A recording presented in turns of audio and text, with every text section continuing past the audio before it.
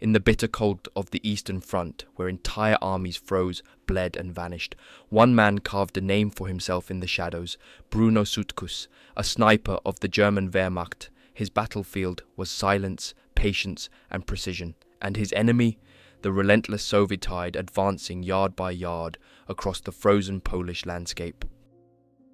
By the end of 1944, Sutkus had become one of the most lethal marksmen of the war, engaging in numerous sniper duels, often outnumbered, often alone, yet always methodical. From the trenches of Jastrzebiec to the hills of Kharkov, his rifle struck down Soviet officers, dispatch runners, machine gunners, and rival snipers in a deadly unseen war that few survived. But this is not just the story of numbers. It is a human account, drawn from his own recollections. It is about the freezing mud, the silent watches, the brief moments of fear and triumph, and even the brief warmth of love found in the middle of a brutal campaign. Before we start, please remember to subscribe to the channel. It helps me a lot. Thank you. This is the true story of Bruno Sutkus, the sniper who fought on when all seemed lost. His war, in his words. Let us begin.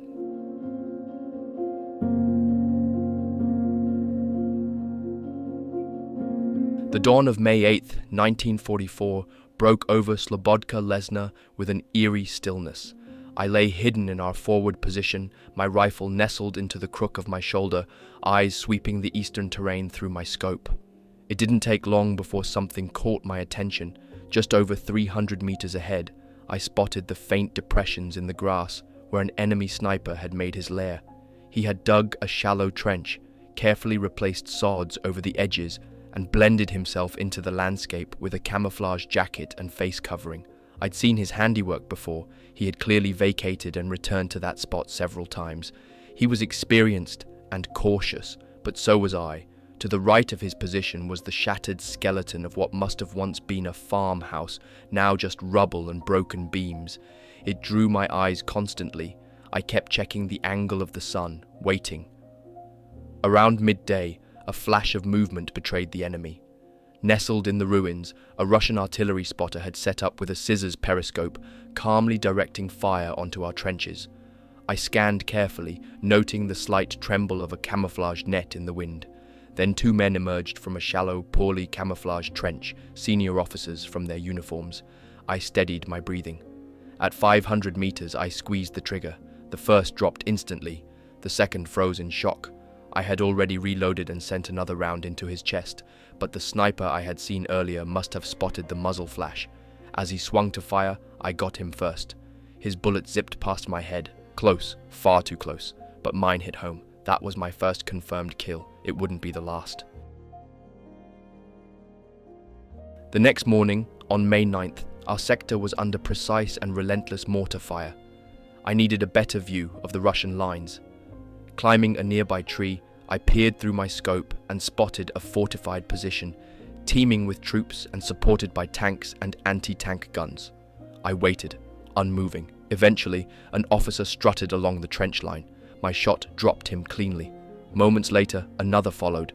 Again, I fired, and again he fell. They fired at my tree relentlessly after that, pinning me down for a time. But the damage had been done. My observer, our battalion adjutant Lieutenant Walter, confirmed the kills.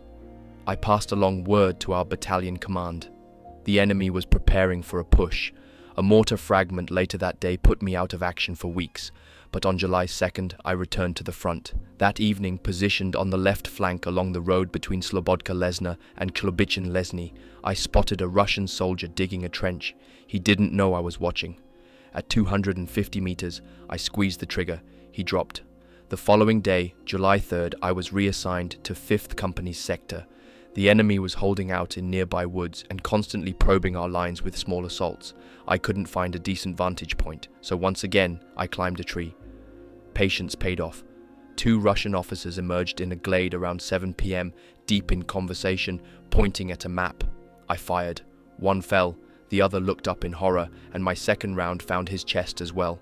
Mortars and rifle fire lashed the treetops as I scrambled back down and vanished before they could adjust their aim. By now, I was on their nerves. The next morning, Russian loudspeakers echoed across the lines with crude propaganda. "German soldiers, surrender! You've lost. We guarantee your safety." Then they addressed me directly. "You bloodthirsty fascist, there will be no mercy for you." I couldn't help but smirk. I was in their heads. One sniper after another was called in to find me. I could feel when they were watching. A sixth sense. My skin would prickle. My heartbeat slowed. I knew they were out there, but I never gave them the shot. Sometimes they tried to lure me with mannequins dressed as officers, but the lifeless faces gave them away. Other times, I'd return the favor, creating bait of my own to draw them into the open. They weren't picky. They shot at anything that moved, but I always saved my rounds for officers. Our trenches were so close in places that only 200 meters separated us. If someone raised their head too high, the crack of a rifle followed instantly. I saw it happen. On July 3rd alone, 3 of our men were killed this way before dawn. On July 4th, I was positioned again on the road between Slobodka and Klobichin. The Russians had begun digging a narrow concealed trench from their forest positions to the embankment of our main supply route. Their plan was to use it as a covered approach for patrols. I was ordered to stop them. I crawled into position at spot height 376 and waited. Just after 9 a.m., a Russian raised his head for barely a second, long enough. My bullet caught him and he tumbled backward. Later that day, I found another angle and claimed a second at 150 meters. That evening, they had the arrogance to put up a screen, thinking it would hide their digging. Instead, it just gave me the advantage. By the time the sun dipped low, I had dropped 3 more men through the head and chest. 5 kills in one day. I remember Gefreiter Heplan beside me, watching each hit in silence, then nodding slowly after the 5th shot. That silence meant more than any medal. Those days were brutal. The Russians attacked constantly. Waves of men flung at our lines. We held them off, but what I remember most is the wounded they left behind. One lay groaning in the grass, 150 meters from us, closer to their trench than ours. I never raised my rifle against him. We thought they'd send someone to retrieve him under cover of darkness. We would have, for one of our own, but they never came.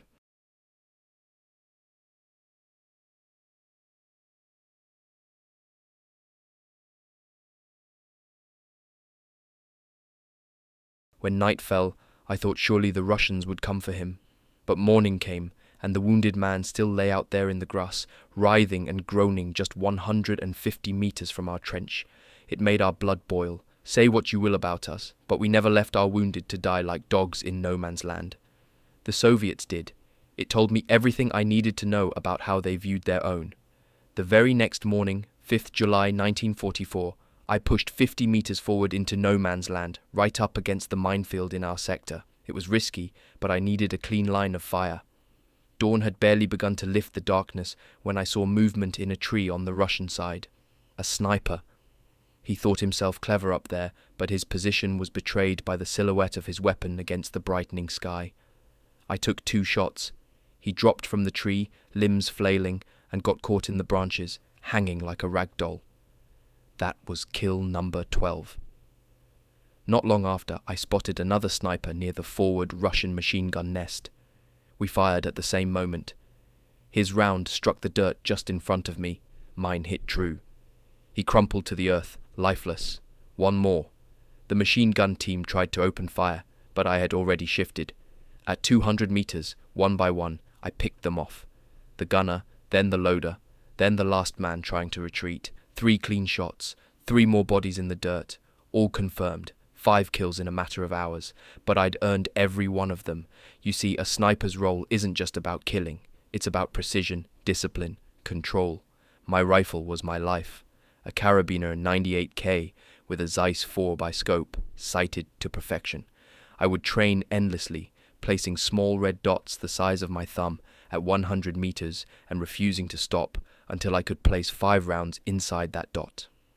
Estimating distance, wind, sun angle, everything had to be second nature.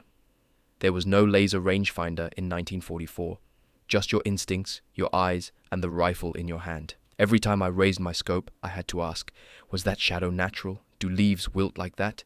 Does grass really bend that way? The Russians were masters of camouflage. Most of their snipers came from the deep Siberian taiga. They were born into the wild and moved like ghosts. It was my job to spot them before they spotted me. Sometimes I felt like I had a sixth sense. I could feel when eyes were on me, and I listened to that feeling.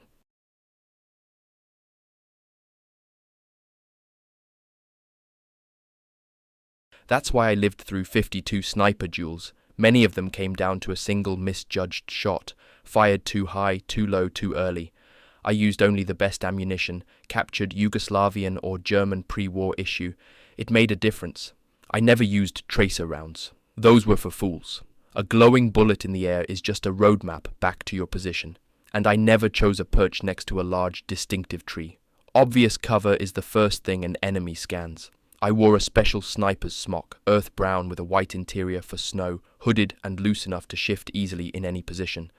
My rifle was never mistreated. The bore stayed polished. The oil was fresh. It was stored with care, hung safely to avoid damage.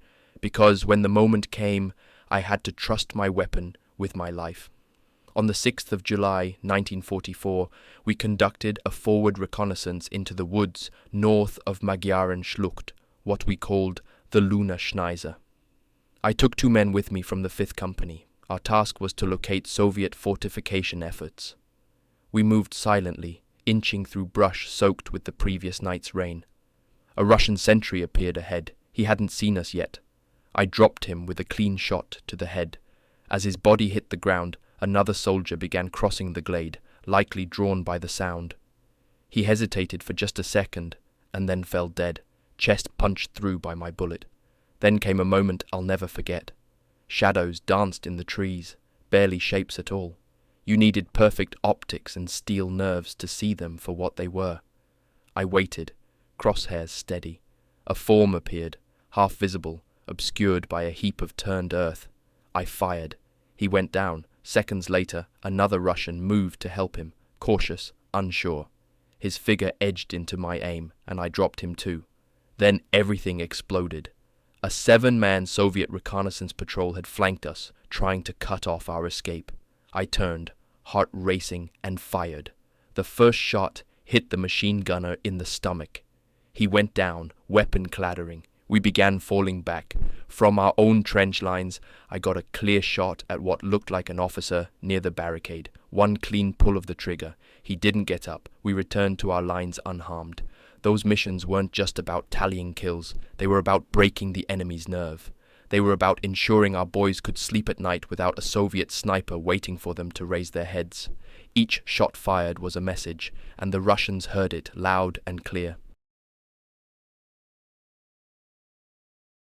There was nothing left to say. I raised my rifle, drew a steady breath, and squeezed the trigger. Without a sound, the Russian sentry dropped between 2 trees, just a lifeless shape on the forest floor. The 3 of us, myself and 2 comrades, remained motionless, frozen like the trees around us. We knew well how many unseen eyes might be combing the woods now.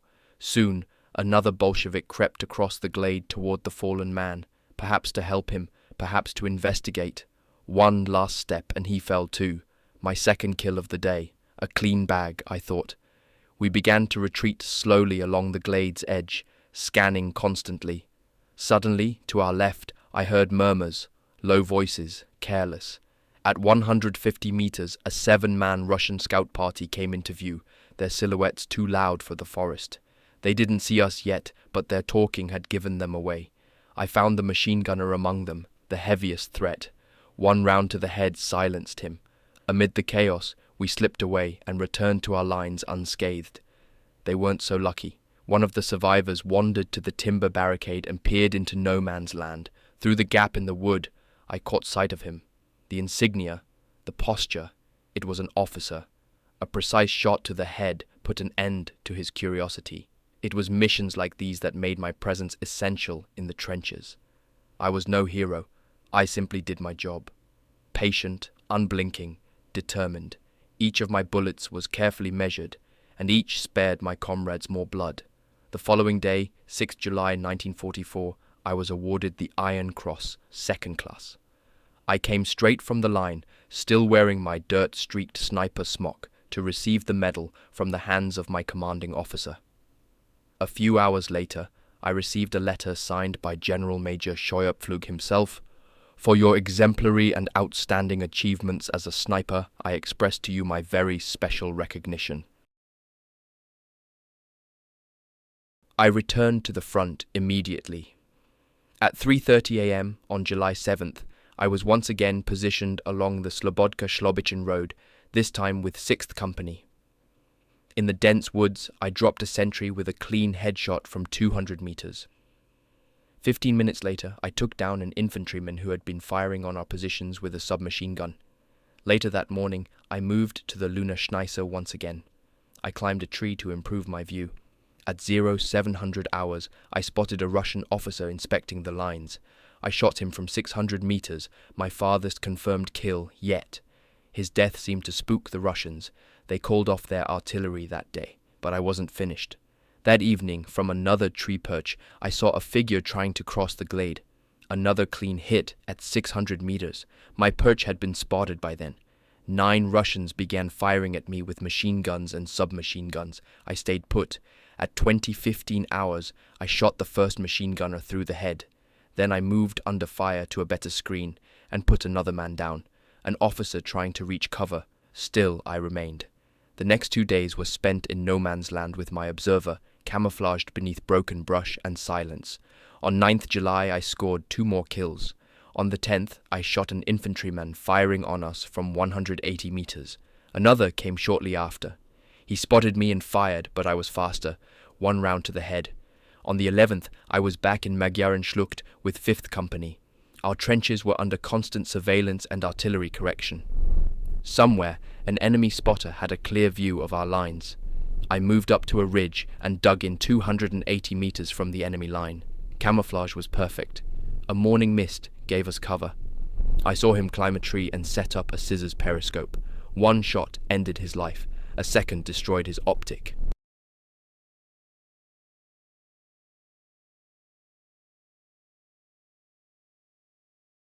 That evening I joined 2nd Company at Slobodka-Lesna. Russian mortars pounded us, but I picked off 2 gunners at 300 meters. Their patrol responded, 20 men sweeping the field, hunting us. My observer crawled back under covering fire. We lost men that night. The next morning I scored a 3rd confirmed kill. On 12th July I remained with 2nd Company. No man's land here was over 800 meters wide, so I pushed forward nearly 750, crawling to a rise overlooking their trench system. From the activity, I identified their command bunker. At 1400, a Russian officer stepped out. His soft cap gave him away. Only officers wore those. I shot him, then dropped another who rushed out to help. Early on the 13th, I returned to the tree line and scored another kill at 250 meters. Later that day, I was recalled to Magyarenschlucht. I'd been ordered to locate and destroy another artillery spotter. While moving up, I was fired upon by a Russian sniper from a tree. I spotted the glint of his scope just in time and shot him dead. It took hours to locate the well-hidden spotter, but by 1800 hours I finally saw the outline of a platform in a distant tree. 1 shot, 300 meters, target down. Between the 12th and 13th of July, I claimed 5 more kills, but they went unconfirmed. On 14th July, I returned to Slobodka-Lesna Road. A Russian was trying to put out a fire in a pile of brushwood. I shot him. Another man digging a trench nearby followed him into the dirt seconds later. By 17th July, I was operating 250 meters ahead of our lines in Magyarenschlucht. From an elevation, I had a perfect view of the enemy terrain. At 300 meters, I saw 2 Russian forward observers high in the trees. Both were shot down. Then came 26th July 1944. I was serving as a dispatch runner that day, carrying orders from 2nd Battalion to Regimental HQ. As I moved along the Sloviska-Gislovia road near spot height 234, I was ambushed by a Russian assault platoon, 2 officers leading the charge at just 100 meters. They fired first. I fired back. Both officers went down. In the confusion, I changed position and quickly spotted 2 machine gunners, 1 shot each, both dead. The rest of the unit surrendered without a fight. I sensed every time I was being watched. I could feel it, that uncanny weight of another man's crosshairs dancing across my body, and I never ignored it. We later withdrew from Lemberg in the Carpathians. It was a hell march, 120 kilometers in 24 hours, then another 100 the next, and 80 the day after.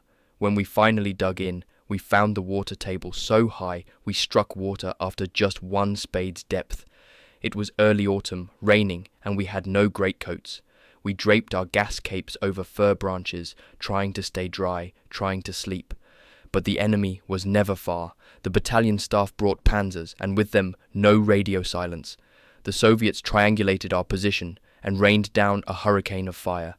I remember thinking it wasn't my rifle that would save me that night, it was luck. You learn to read artillery like a second language. The sound of a shell in flight becomes instinct. You could hear it coming, the way it whistled, the angle it screamed through the sky. If it passed overhead, you breathed. But if it went silent mid-flight, then you knew. That one was for you. I was lying down when they told me it was my turn to relieve the sentry. I tried to rise, but someone pulled me back down. I was dead tired, too tired to argue. Again, someone barked at me, "Get up and relieve the sentry." I forced myself to my feet, but they pulled me down again. I finally broke free and stumbled out, half awake, into the chaos. That's when it hit. The pressure sucked me up by the chest and hurled me forward like a rag doll. A shell had landed right among my comrades. I was thrown into a water-filled crater, coughing, choking. When I looked up, they were gone. Limbs, flesh, uniforms, ripped and scattered. Shell splinters screamed overhead. But I was alive. Somehow again I had survived. I rotated through 5th, 6th, and 7th companies and knew every dip and tree of that landscape. One night, close to midnight, I was summoned by our battalion commander, Hauptmann Hoffmann. The landlines to the front were shredded by constant shelling. Orders needed to be delivered on foot. I was to move to all 3 companies with a single task: relocate them quietly, without alerting the enemy. Lives depended on it. I set out with a signals man. We followed the damaged cable through the wreckage, but barely had we begun when he was killed by another shell. I pressed on alone.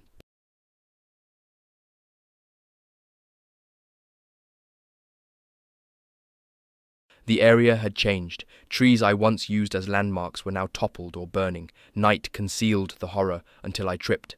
I looked down. The stench of sweat and the type of gear told me this was a Russian corpse. I had wandered dangerously close to the enemy. When daylight came, I saw he was lying just meters from our own command bunker. That's when I heard voices. Russian. They had taken it. It was too late to escape unseen. I dropped beside the road and lay perfectly still, like another fallen soldier. I let them step past me, boots crunching gravel, until I judged it safe. Then I ran, straight into the guns of 6th Company. I shouted the password just in time. They held their fire, and I got through to 5th Company. My message reached them. They withdrew safely.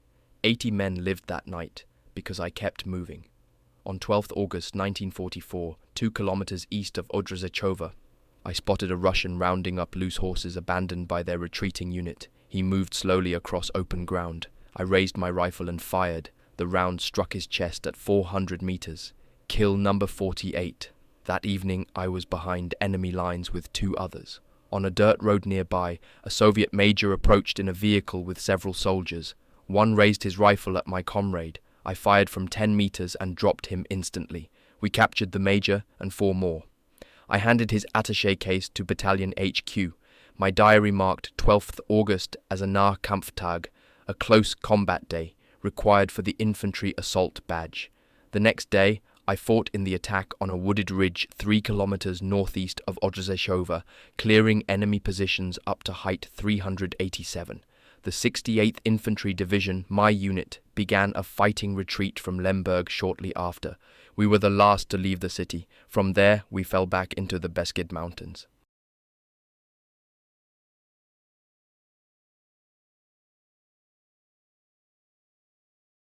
On the 4th of September 1944, just past dawn, I was 100 meters ahead of our own outpost, scouting near Roblik. I saw Russian forward observers pulling back. At 300 meters, I took one down. Another crawled away from his machine gun, trying to spot my position.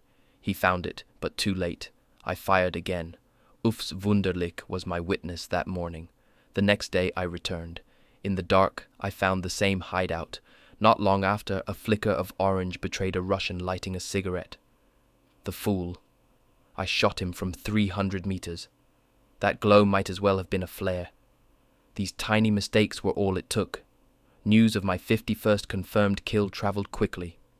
The 68th Division passed it up to Corps, and from there to Army Group Heinrici. The next day, a telex arrived. For his 51st success as sniper, I expressed to Grenadier Sutkus my full recognition. A 14-day special leave is granted. Signed, General Oberst Heinrici. On 19th September, with my 52nd success, another letter arrived, this time from General Karl von Lesueur, commanding Mountain Corps. For his outstanding achievement as sniper, my acknowledgement of his 52nd success. By December, even the frontline press took notice. Raupe und Rad, Track and Wheel, the 4th Panzer Army's paper, ran a 2-part feature titled, "This is Sutkus."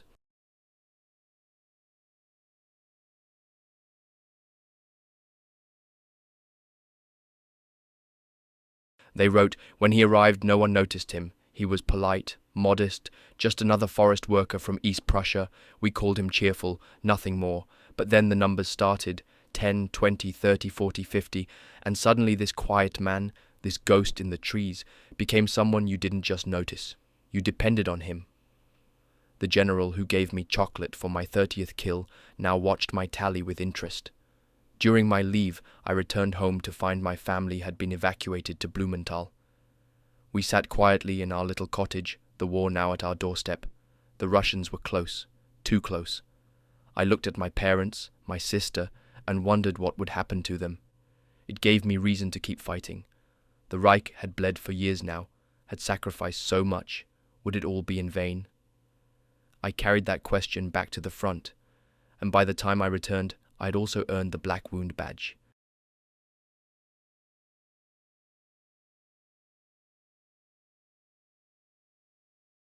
On the 8th of September, 1944, the desperate fight for the Carpathian passes began. The Soviets were pressing hard, and our lines were stretched thin. General Oberst Heinrici had taken command of both 1st Panzer Army and the 1st Hungarian Army, forming Army Group Heinrici. Our 68th Infantry Division was at the very heart of the storm, fighting south of Sanok and Krosno. Grenadiers took on tanks at point-blank range, hurling Panzerfausts and grenades, destroying steel monsters in brutal, desperate encounters. We were holding the hinge. The Soviets planned to burst through Heinrici's northern flank in the Beskids, then swing south to collapse Army Group South's front on the Hungarian plain.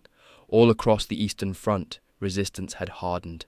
There was no more illusion now. This was survival. Then came the day everything changed. On the 16th of October, a whisper tore through our trenches like lightning. The Russians are in East Prussia. They had crossed the sacred threshold. German soil had been violated. I didn't believe it at first. I couldn't, but it was true. They were near Gumbinnen, my homeland. The Red Army's advance brought horrors we had only heard in whispers. Villages like Nemmersdorf were retaken. What we found there turned men's blood to ice. Women crucified on barn doors. Children drowned. Civilians raped and butchered. Even French forced laborers were not spared. These were not isolated crimes. They followed orders. The Soviet command had issued directives that could only be read as calls for massacre. From Chernyakhovsky's brutal orders to Ehrenberg's dehumanizing propaganda, the enemy was not just coming, they were coming with hatred. When Marshal Zhukov called for a reckoning to destroy German vermin, we knew exactly what we were fighting for. This wasn't politics anymore. This was the last wall between our families and the abyss. After my leave, I returned to the 2nd Battalion, Grenadier Regiment 196. Familiar faces were missing. We were now positioned around Kruzlova. The Soviets had broken through and surrounded us. The noose was tightening. We reformed 2 kilometers northeast of the village. On 25th October, I spotted 2 Russian officers giving orders and dropped them both at 150 meters. During a Soviet assault on our command post, Oberfeldwebel Kestler pointed out a heavy MG nest pouring fire on our men. I silenced the gun by shooting both of its crew. Another officer rushed to replace them, pushing 2 fresh gunners forward. I shot the replacements at 80 meters, then the officer as he turned to flee. I saw one coward abandon his men and run. I shot him too. We launched a counterattack and took back our command post. As the Soviets retreated, I dropped 2 more. Later we found the wounded comrades we had been forced to leave behind. They had been executed. 2 shot in the neck, the third riddled with bullets. On 27th October, still near Kruslova, the enemy launched another attack. Amid artillery and rifle fire, I saw several Russians charge toward our trenches. One officer raised his pistol to urge them on. I shot him first. Then, just 40 meters away, I hit a soldier advancing from a machine gun nest. New recruits arrived, and with them a second sniper. But he never got his second shot. His first missed, and the enemy sniper didn't. A bullet to the head. Another sniper was soon sent to the front, but he too was wounded and removed. I remained the battalion's only sniper.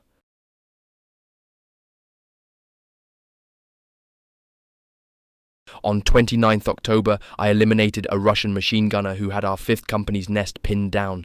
As the artillery thundered, 3 more Russians broke cover and opened fire. I dropped all 3 at 40 meters. Feldwebel Durawa led me to 6th Company positions, where we identified 2 camouflaged Soviets firing into our ranks. I shot them both. We moved further into the sector and found 3 more, a sniper, an officer, and an observer. They were directing mortar and artillery fire. I got the sniper first. The officer made a run for it. I dropped him. The observer tried to crawl away. I finished him too. By 30 October, Russian pressure was constant. They pushed forward in waves. That morning, I crept 50 meters ahead of our trenches. From just 20 meters, I eliminated 2 forward observers. The fog gave me cover. That same damp fog clung to everything. Our boots, our coats, our rifles. We were soaked, cold, and starving. Every man was stretched thin. Some positions were manned by just 1 man every 100 meters. At night, we didn't know if the man beside us was alive or dead. One morning, I was bailing water from the trench when Horst, a friend of mine, raised himself just a little too high to look over the parapet. A Russian MG cut him down instantly. I caught him before he fell into the trench water. Blood poured from his back. I reached for a dressing, but he waved me off. He knew. He asked me weakly to write to his mother. Tell her I died at the front, so she and my wife don't wait for me. Then he called for his mother and died in my arms. On 31st October, I went out again with Gefreiter Steffes. We crossed into no man's land toward the village of Pisana. We dug in and waited. As the mist lifted, I spotted a convoy and 2 senior officers among the column. At 500 meters, I shot them both. The Soviets responded with furious shelling, but we had set up 40 degrees off axis. Their fire missed us entirely. While pulling back, a Soviet MG at Pisana opened up. I dropped the gunner with 1 round from 500 meters. On 2 November, in 5th Company's sector, the Russians had crawled right up to our trenches. Feldwebel Moor indicated a likely position. After careful observation, I spotted the MG nest and shot the gunner in the head. Later that day in the 6th Company's zone, I eliminated an SMG-wielding Russian at 50 meters as he turned to retreat. Then, from the same distance, I put down 2 more Soviet MG operators, causing us casualties. By the 3rd of November, I had crept just 15 meters forward. A Russian spotted me, perhaps mistaking me for one of his own due to my brown smock. I shot him at 20 meters. But his sniper fired at the same moment. The round struck my helmet and opened a gash over my left eye. Bleeding, I stayed calm. His observer changed position, trying to finish the job. I shot him first. Then, as 2 MG operators turned their fire on me, I took them both down. Food was scarce. A runner came by to tell us supplies had arrived in a ruined village behind our lines. 2 men were sent to retrieve it. They carried 8 mess tins, water bottles, and sacks of bread and sausage. But the Soviets, only 300 meters away, heard the clatter of gear. Then came the MG fire, then the shells. When they didn't return, I went to find them. I found them both, just 50 meters from our trench, shot through the chest. Still clutching their mess tins. Even to the end, they were thinking of their comrades.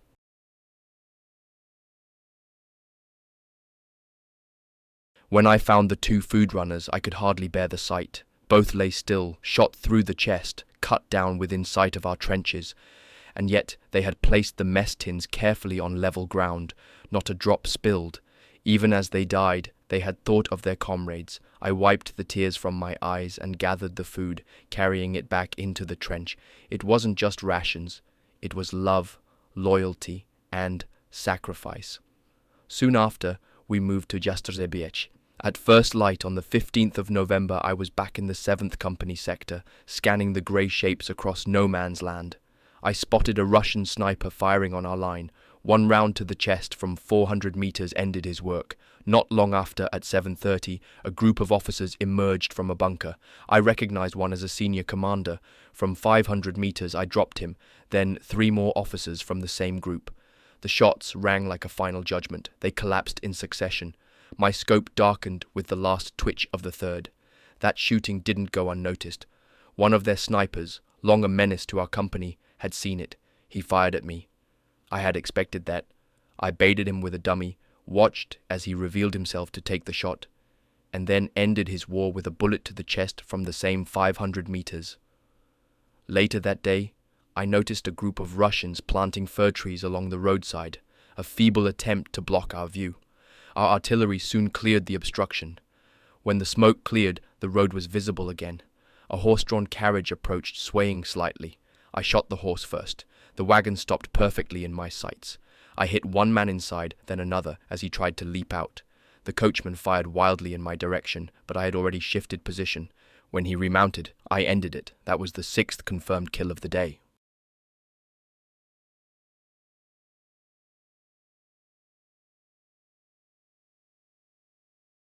That night, a prisoner brought in by one of our patrols told us what we'd suspected. I had shot a general, a commissar, a regimental commander, and a battalion commander, all in front of that bunker. Those were my kills, no doubt about it. Years later, in Soviet captivity, I was interrogated about that incident by Colonel General Miroshnichenko in Irkutsk. He had been a commissar in the same sector during the war. He admitted they knew me by name. I was regularly cursed in their loudspeaker broadcasts. The bloodiest fascist, the sniper demon, he must be destroyed. But none of their ambushes worked. Every time they tried to take me, I struck first. Their fear only grew. That same day, I shot a Russian soldier running toward a farmyard, 700 meters, chest shot. Later, with Lieutenant Jensen, I spotted another bailing water from a trench. When his shoulders rose above the parapet, I dropped him. Moments later, while moving between the 7th Company post and Battalion HQ, a sniper fired at me and Jensen. 2 quick shots. I couldn't spot him immediately, but then he shifted, and that movement was enough. I hit him at 450 meters. At dawn on the 16th of November, I saw a Russian platoon advancing toward the same farmyard. Their officer led the charge. He was the first to fall, 400 meters. Then 2 more men dragging a heavy machine gun shot in stride. Those were kills 100, 101, and 102. The regiment had prematurely marked number 99 as my 100th. They had even requested my Iron Cross first-class paperwork based on that number. When they realized the mistake, they were panicking. The battalion urged me to reach the correct number by morning. The next day, I submitted not just 1, but 3 confirmed kills. "You can see we have some sniper here," the report read. The Iron Cross was mine. Later that day, 2 Russians moved out from a ruin. I shot the first, as he crossed open ground. The second froze in place. He didn't have long to wonder what to do. From 400 meters, I took him too. Then I saw 3 more crawling out of a bunker, trying to bail water. They didn't make it far. Next came a peculiar sight. A soldier bunny hopping along a trench, bareheaded. Only officers went without helmets. I confirmed it through my scope, waited, and as he leapt again, dropped him at 350 meters. Surveying the front, I was stunned by the sheer mass of Russian forces. Rows of men, twice what we had. At 600 meters, I saw one struggling with a load of mortar rounds. One shot. The weight never reached its destination.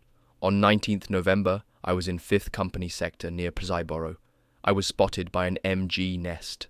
The muzzle flash came first. I dropped flat. The burst cut through the air above me. One round struck a stone and ricocheted, catching me just above the right eye. Blood streamed down as I scanned for the gunner. When he attempted to retreat, I shot him at 500 meters. Unbeknownst to me, another sniper had seen the exchange and was watching. He fired. The round skipped off my helmet and tore away the cover. He had been waiting for that shot, but once again, I lived. Then he made his mistake. A shift, a sliver of movement. I fired, and the bullet hit square in his forehead. That was kill number 111. My forehead wound was bandaged, and I was back on the line before dusk. In this war, only the lucky and strong survived. I saw men sleep beside me one night, only to be vaporized by artillery by morning. I saw a young grenadier crack under the weight of it all. He fled the line. They caught him, court-martialed him on the spot, and executed him before our eyes. No time for mercy, just orders, one bullet.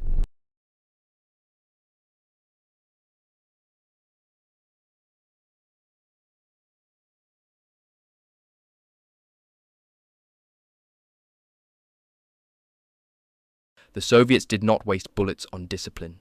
Their commissars stood behind their troops and shot them if they turned back. Cowards were killed where they stood. Their casualty figures meant nothing to them.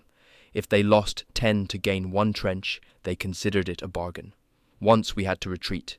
We left 11 wounded behind in the scramble. When we returned, we found all of them murdered, shot in the neck, bayoneted in the gut. None were spared. I was ordered to hunt snipers, to pick them off one by one, cleanse the sector. The Soviets called it a war crime, but I saved lives. I protected our grenadiers. And if the enemy feared me, that fear kept them pinned. A sniper duel is not a test of bravery. It's a test of control. I had that control, because my entire life had prepared me for this. I grew up along the Vistula River between Germany and Lithuania. I used to spot border guards and plan how to sneak contraband past them without being seen. That meant camouflage, nerves of steel, and an eye for movement. I could see the smallest break in the landscape and know it didn't belong. As a boy, I'd sneak into the neighbor's orchard to steal apples. One slip, and the gardener would report me to my father. A beating would follow, but that taught me stealth, patience, timing, all skills that, years later, would save my life. When my father fell ill, I took his place on the Fichtenhoer estate. I ploughed with 4 horses, heaved sacks, stacked grain, all before I turned 17. That life toughened me. It gave me muscles, discipline, stamina. The pampered boys who arrived with soft hands and shiny boots didn't last long. But I did, and I never smoked. Not once, not even at the front. Steady hands, clean lungs. That was my edge.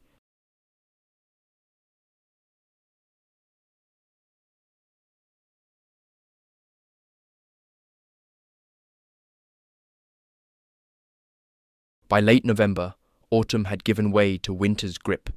At Jastrzebiec, the rain turned to sleet, and then snow, the trenches filled with icy water, and there was no chance to dry our clothes or remove lice, as we had in summer.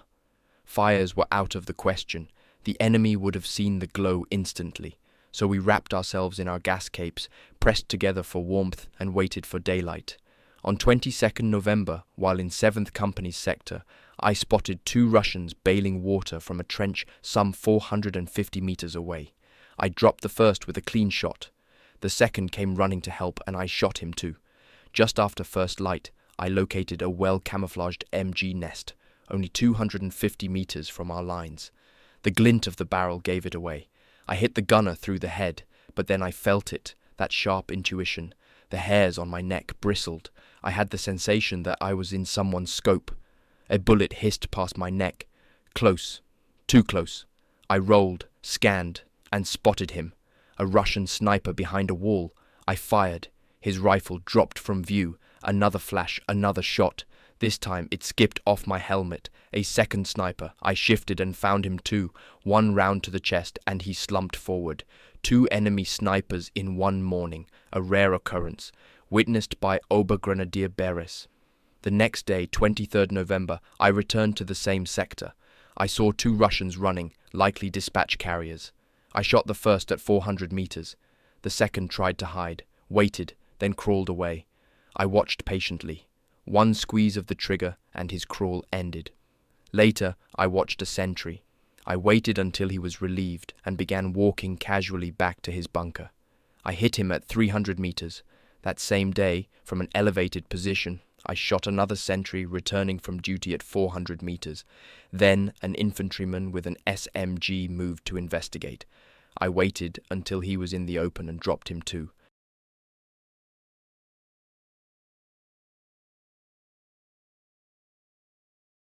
Later, I observed Russians building a new bunker. I picked off two of the builders from 400 meters. At dusk, I noticed troops moving from night trenches to day cover. I hit two more from about 300 meters. My confirmed tally had climbed rapidly. On the 20th of November, I'd received a letter and care parcel from General Lieutenant von Adelsheim himself. Then, on 23rd November, a letter from General Grazer of 4th Panzer Army acknowledged my 75th kill, though by that point I was already at 125.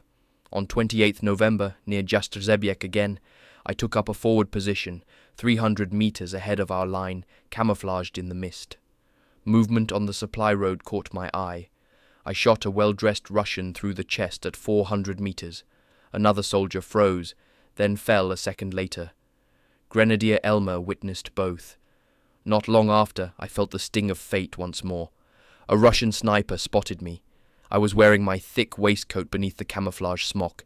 It wasn't truly bulletproof, but at 400 meters it might save me. I let him take the shot. It slammed into my chest like a hammer, but I stayed down, unmoving. When he finally emerged from his hideout, thinking I was dead, I killed him.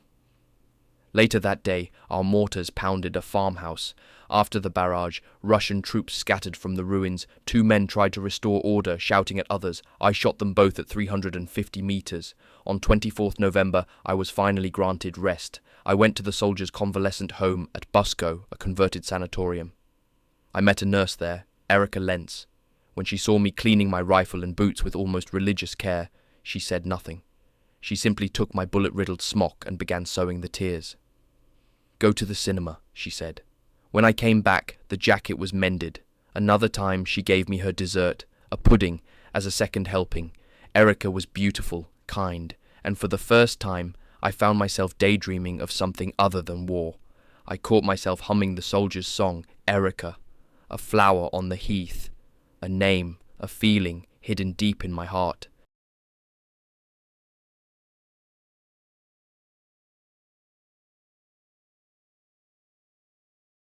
But I knew she was beyond reach. I was a sniper. Death stalked me daily. I had no illusions. My leave ended on 8th December. I returned to the battalion and was soon back at Jastrzebiec. On 9th December, in 5th Company sector, I spotted a Russian sentry being relieved at a farmstead. I shot him from 300 meters. Another soldier pacing back and forth to stay warm left cover. I hit him in the chest. Then a third arrived to replace him. Another fatal shot. A fourth moved toward the trench line. I shot him from 400 meters. Soon after, I saw a man emerge from a bunker to bail water. Another clean chest shot. A fifth man came to see what happened. I dropped him too. But by then, the enemy had finally caught on. MG rounds cracked over my head. I crawled away, shifting my position undetected. Now I had the advantage. I watched their two machine gunners carefully and killed both from 300 meters. Later that day, I saw another change of sentries. I shot the first as he walked upright, proud. His collapse brought two more. Both of them fell as well. Witnesses included Obergefreiter Schmidt, Grenadier Novak, and others from 5th Company. The pressure was mounting.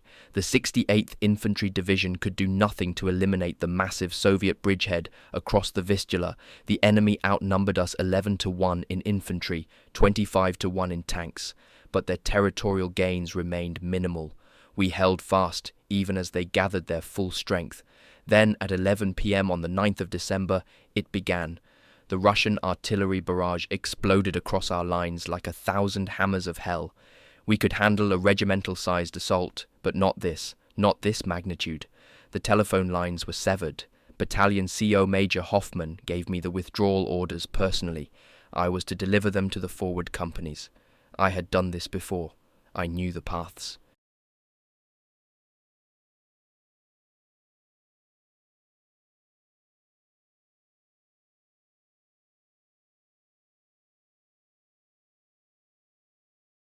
I was accompanied by a signalsman to repair the line, but he was killed almost immediately by a mortar round.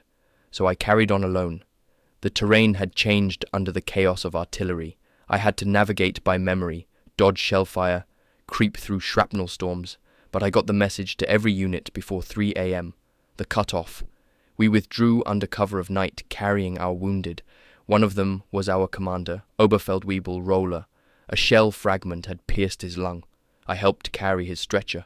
We got him to the aid station, but he died an hour later. Another name, another grave. On 10th December, I returned to 8th Company. A well-camouflaged Russian MG nest had been harassing our lines. After hours of waiting, I finally saw a soldier step out. One shot to the chest at 350 meters. Gefreiter Trepka confirmed the kill. On 11th December, now with 7th Company, I worked alongside Unteroffizier Kühn. I spotted a Russian sentry from 450 meters. I fired. He didn't get up. Later, another soldier left a house and crossed open ground. From 500 meters, I dropped him clean. Then, at a bunker near the Jastrzebiec domain, I observed officers entering and exiting. I hit one through the chest at 400 meters. Kühn and Gefreiter Odenthal saw it too.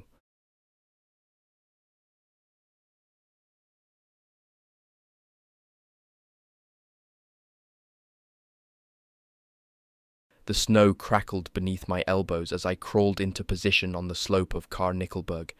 It was the 16th of December, and dawn had only just begun to push through the grey.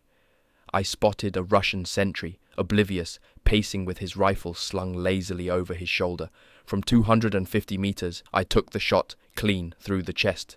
Before the echo had faded, another man ran up to assist him. I dropped him too. One movement, one breath, two more confirmed.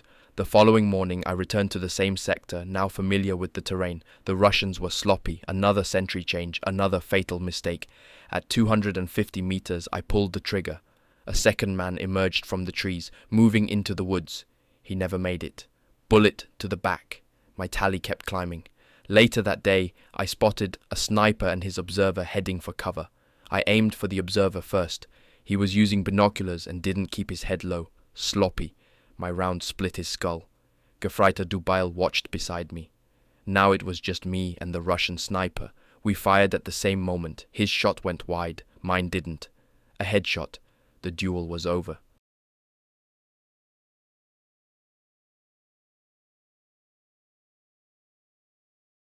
That evening, I was walking from 7th Company's command post to the forward positions when I spotted a Russian dispatch runner. He moved through open ground like it was a parade route. No cover, no urgency. At 400 meters, I put a round through his chest, witnessed by Obergefreiter Haubensack. Later that day, I saw two Russians chatting in a shallow trench ahead of their farmstead. One stood a little too tall, his silhouette framed by the sky. One shot, chest, gone. Witnesses included Haubensack, Matchik, Dubail, and Balmers. Word of my 150th confirmed kill had already reached high command. Soon, a small packet arrived from General Grazer himself. Inside was a gold watch, his personal token of recognition. Continuing success and a soldier's good fortune, he had written. That meant more to me than any medal. That night, under cover of darkness, the Russians attempted to conceal a gap in the farmstead wall with branches, but their work was sloppy. Through a narrow slit I saw movement, just a man trying to keep warm. I shot him through the chest. Then I saw an artillery spotter clearly directing fire on our lines. Another 400-meter shot, another Soviet collapsed. By midday, a runner darted toward their command post. I tracked him calmly and fired. One chest shot, and he folded. At 3:30 p.m., more movement. Two men trying to sneak behind the wall. 30 minutes later, they were both down. 5 kills in one night. Unteroffiziers, Kreisel, Stefan, Haubensack, and Büttner saw it all. Soon after, I was summoned to meet General Grazer in person. He asked about my training, my methods. I told him everything I could, how I moved, how I selected my targets, how I endured the cold. Before I left, he handed me a gift hamper, but what truly left an impression was Erika Lenz.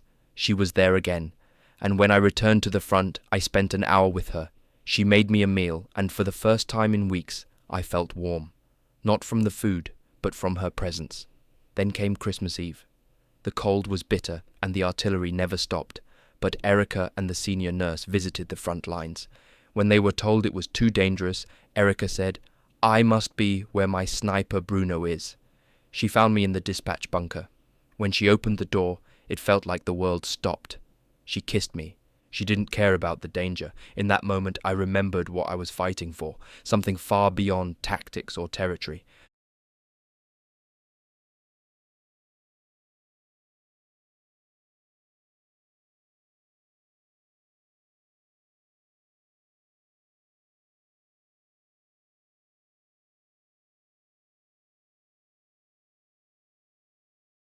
On 27th December, I returned to the farmstead and noticed the usual Russian activity. I shot an officer through a break in the bushes, then picked off 2 more soldiers carrying planks. When a runner emerged from the trenches, I dropped him too, 4 more from 400 meters. The next morning, 28th December, the Russians resumed construction in the orchard. I shot one immediately, then another half an hour later, and a third soon after that. Later that morning, from 350 meters, I hit a Russian walking from the orchard to the command post. At midday, more runners made their move. I dropped one. Then another tried to flank me. He opened fire with his SMG, spraying wildly. I waited, and when he shifted position, I shot him too.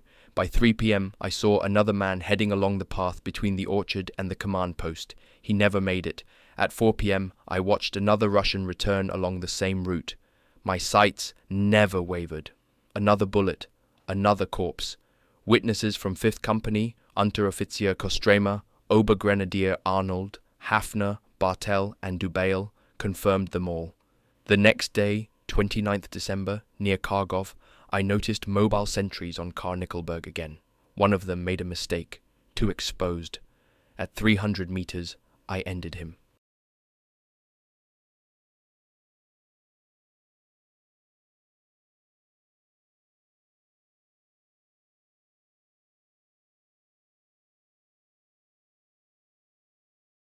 And then came 30th December.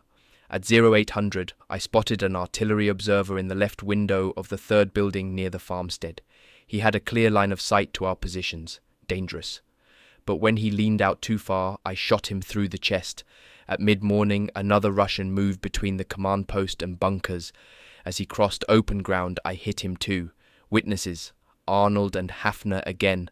But the Russians had had enough. They mounted a direct counter-sniper operation against me. A sniper, a machine gunner, and a soldier with a submachine gun were set loose to flush me out. I spotted the muzzle flash of the sniper just as the explosive round struck the trench wall beside me. I dropped flat, rolled, rose, and fired. My shot struck him square. Another headshot. My opponent's bullet missed. The other 2 kept firing wildly, unsure of my exact position. Just 50 meters to my right, one of our machine gunners opened up, distracting them. I lay still. Then I saw the SMG soldier shift to new cover. At 350 meters, I took the shot. He never moved again.